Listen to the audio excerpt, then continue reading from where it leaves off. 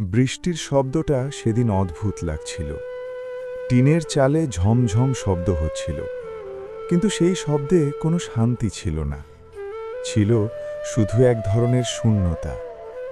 ছোট্ট টিনের ঘর, মাটির মেঝে, চুলার ওপর হাঁড়ি বসানো, কিন্তু হাঁড়ির ভেতরে কিছু নেই।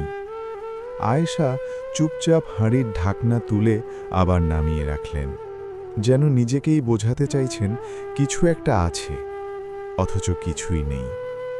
পেছন থেকে ছোট্ট কণ্ঠ ভেসে এলো, আম্মু, ভাত রাঁধো না? 6 বছরের মারিয়া, চোখ দুটো বড় বড় করে তাকিয়ে আছে। আয়েশা মুখ ঘুরিয়ে হাসার চেষ্টা করলেন। আব্বু আসুক মা, তারপর রাঁধব। কিন্তু তার গলার কাঁপনটা মারিয়া বুঝতে না পারলেও আল্লাহ বুঝছিলেন। 3 দিনের অভাব। আব্দুল করিম একজন দিনমজুর। 3 দিন ধরে কোনো কাজ নেই। 3 দিন ধরে ঘরে চাল নেই। বাজারের মোড়ে দাঁড়িয়ে